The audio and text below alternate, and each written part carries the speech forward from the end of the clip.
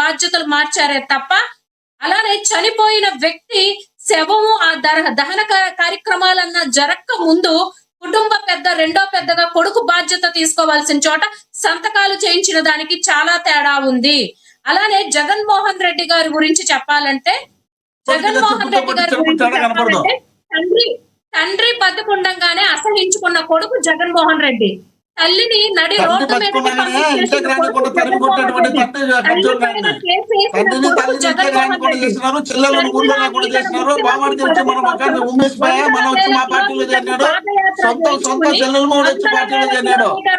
మీరు నాకు టైం ఇచ్చినప్పుడు మీరు కామ్గా ఉండండి.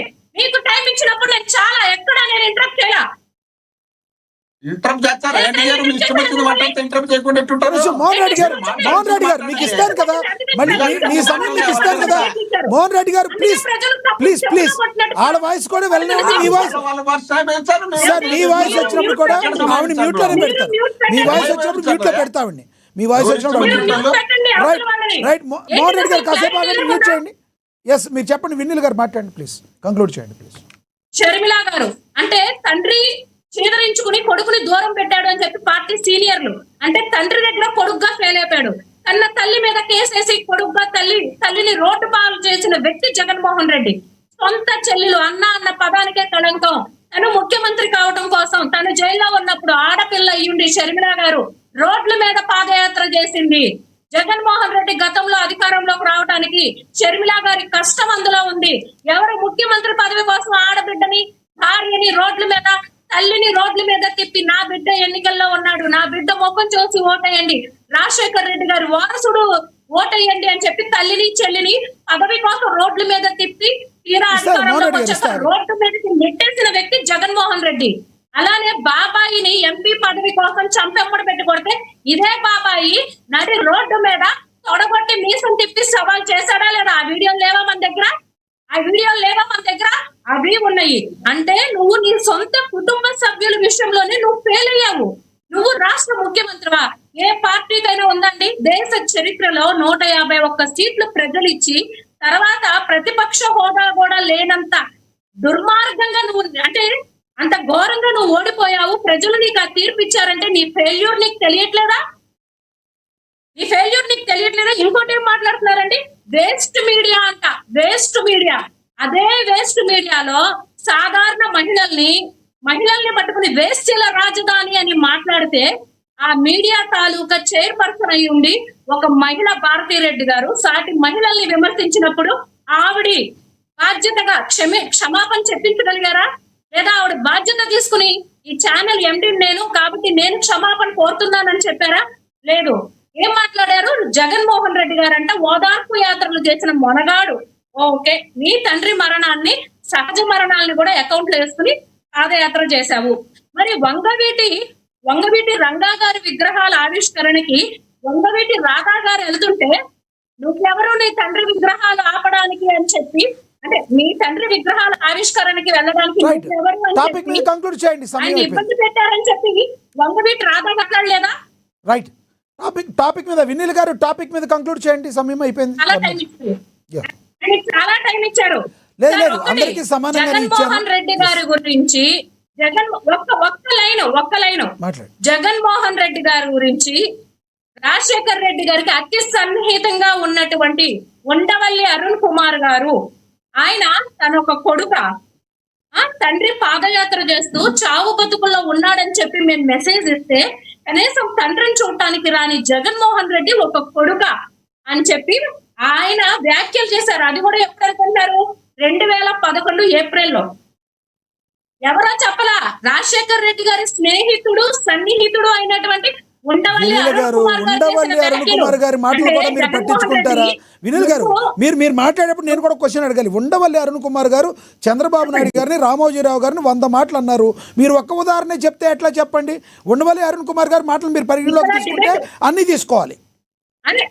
వాళ్ళ పార్టీ నుంచే కదండి ఉండవల్లి అరుణ్ కుమార్ గారు ఇప్పుడు చంద్రబాబు నాయుడు గారి గురించి మాట్లాడారు అంటే అది అపోజిషన్ అయింది.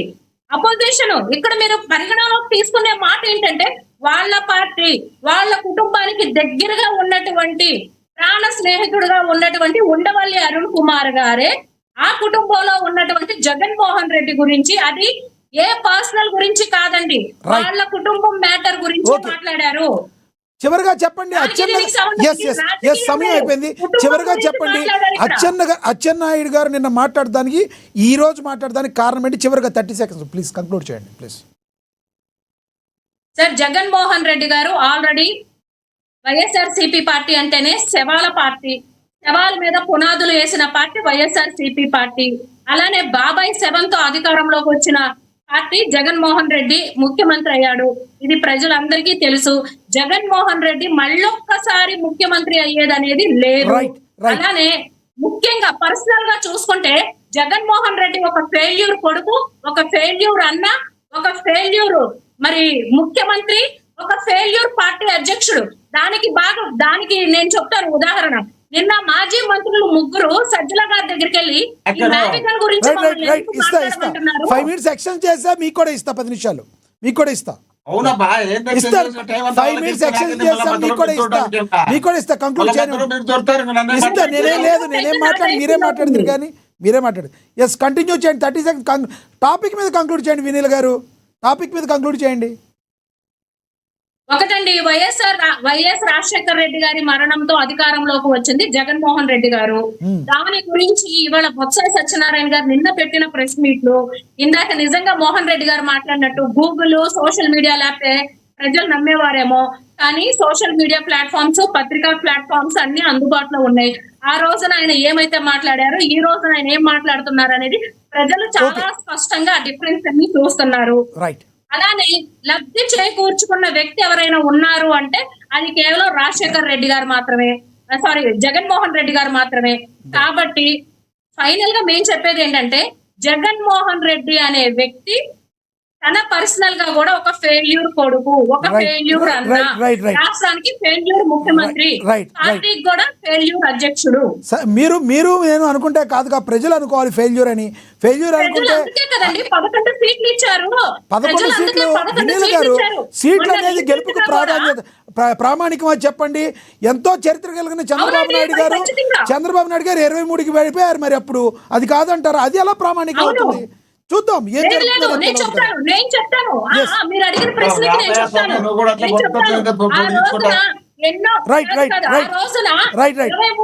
వినీల్ గారు, మీరు చెప్పిన పాయింట్ అయితే అర్థమైంది. ఎస్, మీరు చెప్పిన పాయింట్ అర్థమైంది.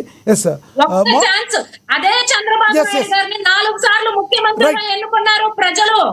అదే చంద్రబాబు నాయుడు గారిని 4 సార్లు ముఖ్యమంత్రిగా ఎన్నుకున్నారు. సరే ఓకే, మీ అభిప్రాయం అయితే అర్థమైంది. సమయం అయిపోయింది. మోహన్ రెడ్డి గారు కంక్లూడ్ చేయండి ప్లీజ్. కొంచెం నువ్వు మూడ్లో పెట్టేయండి. ఇప్పుడు మీరు మధ్యలో దూరినారనుకో, నేను ఈ రోజు మాట్లాడండి సార్, మీరు మాట్లాడి చెప్పదలుచుకుని చెప్పండి. పార్టీ అండి, మాకు డిసిప్లైన్ ఉంది, మా నాయకుడు మాకు నేర్పింది అదే. అది పెద్ద డిసిప్లైన్ లేదు. మీ డిసిప్లైన్ దేశంలో ఎవరికి లేదు. మాకు తెలిసిన మీ డిసిప్లైన్ ఎంత ఉండేది. ఇప్పుడు జగన్మోహన్ రెడ్డి గారి పార్టీ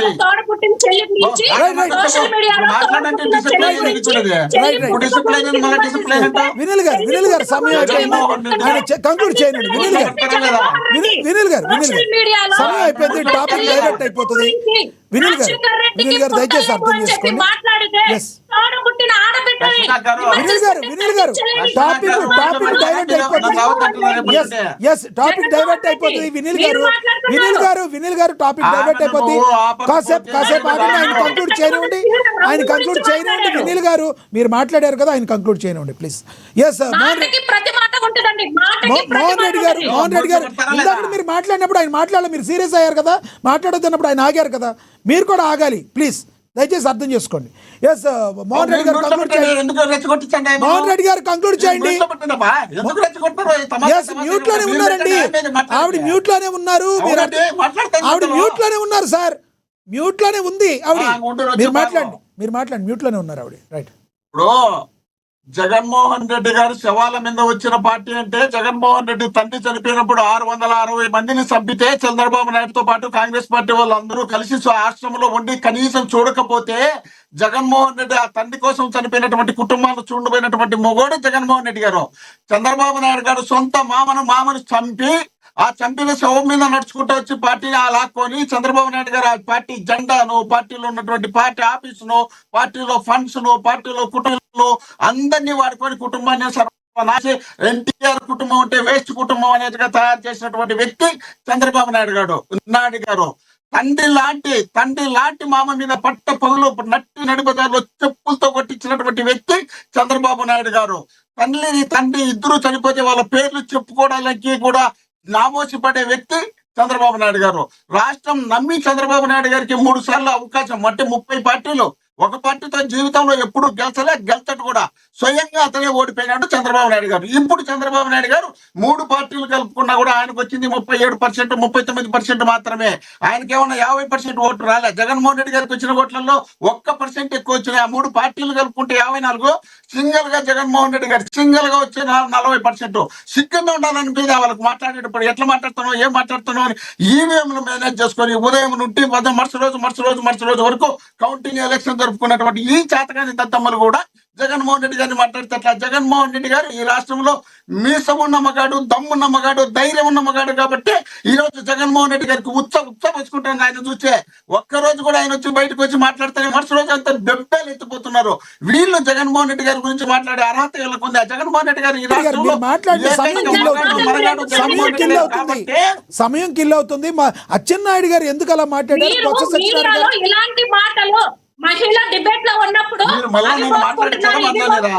నన్ను మాట్లాడించారా పెట్టారా?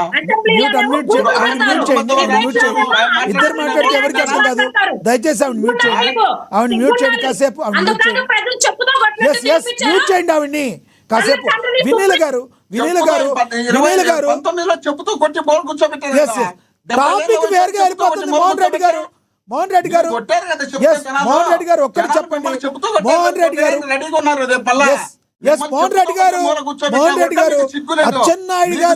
అచ్చెన్నాయుడు గారు నిన్న అలా మాట్లాడితే కారణం ఏంటి? బొత్స సత్యనారాయణ గారు గతంలో మాట్లాడినప్పటికీ కూడా బొత్స సత్యనారాయణ గారిని వైసీపీలో ఎందుకు తీసుకున్నారు చెప్పి కంక్లూడ్ చేయండి సార్ ప్లీజ్. దయచేసి అర్థం చేసుకోండి. ఇప్పుడు చంద్రబాబు నాయుడు గారు